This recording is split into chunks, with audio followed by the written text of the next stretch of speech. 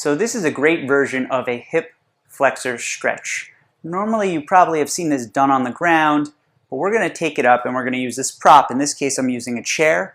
You can use a workout bench, you could use your couch, you could use a stretch table, whatever you have available to you. So we're going to have one foot placed up. Where we will feel the stretch will primarily be in the leg that is the base leg on bottom. From here, I'm going to just inch my foot forward so I have this 90-degree angle and that my back leg is straight. Okay?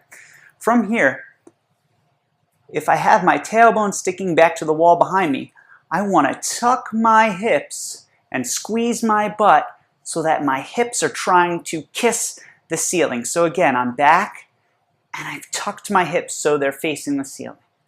One more time. Back, tuck, squeeze, back, tuck, squeeze, back, tuck, squeeze.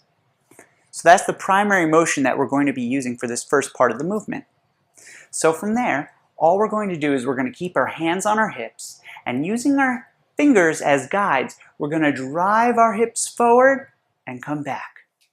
We're going to drive our hips forward and come back. And we're going to do 10 of these. I'm still driving my hips forward. And the important thing is that I'm really driving those hips up towards the ceiling, squeezing the butt. And on that last one, I'm just going to sink a little further forward. Notice that I'm not relaxing so I have this huge arch through my back. I'm still keeping those hips tucked, right? And you should feel a pretty big stretch. Now again, you can repeat the same movement, so I'll hinge back and I'll hinge forward. Hinge back, and I'm really using those hands to guide my hips. They're your training wheels. Once you become more comfortable with this, you have other options. But for now, you're just driving your hips forward, right? And we'll say that this is our 10th one, and we'll sink further forward. Really tucking those hips, squeezing the butt.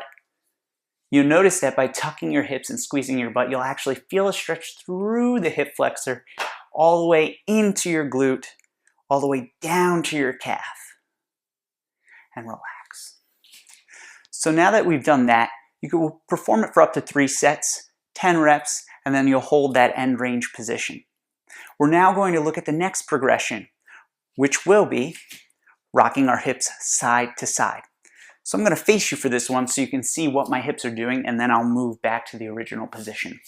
So from here, we have our hips tucked, hands on the side, so we have that guidance. And from here, the motion is going to be this. All we're going to do is shake our hips side to side. I know, it seems a little weird, seems like a cool dance move, right? But what we're going to do is we're going to rock those hips side to side. So again, I have my foot forward, I tuck those hips, and as I drive, I'm driving side to side. I'm not really going forward, right? The other action was driving forward. So this is what it will look like from the side. Foot up, 90-degree angle, tuck those hips, squeeze the butt, extend length through the leg, and I'm going to rock side to side.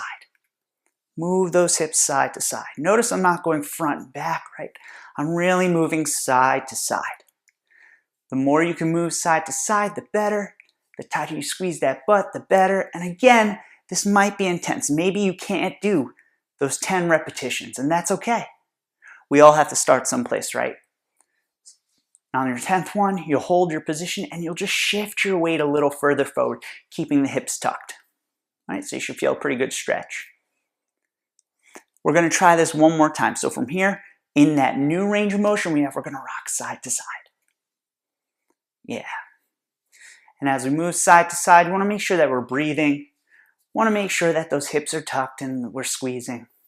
And that those hands are helping us guide our hips side to side.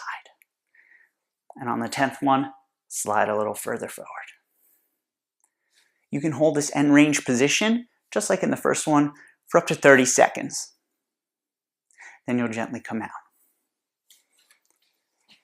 Now for our final progression, what we're going to look at is internal and external rotation, or twisting.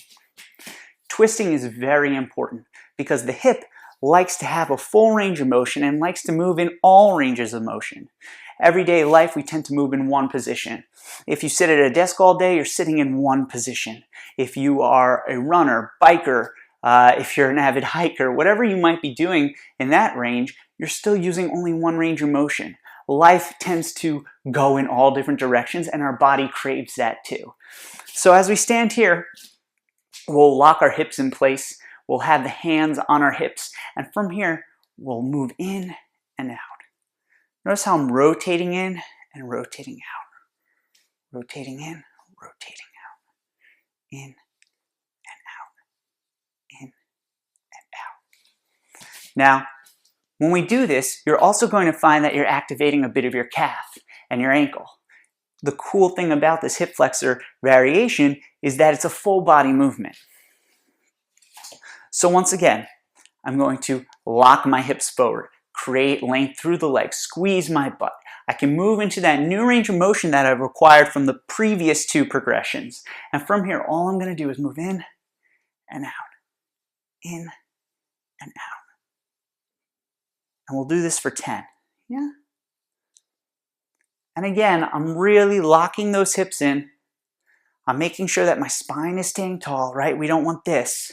We want to create that length, because by creating length and locking our hips up towards the sky, we're going to get a deeper stretch into the hip flexor, and we're going to create a bigger range of motion for us to explore. On our 10th one, we're going to push our body a little further forward, keep those hips locked. If you want to imagine, you can imagine almost trying to squeeze your hand in between that thigh and your calf as you move forward, as you create length through that back leg. And again, twist.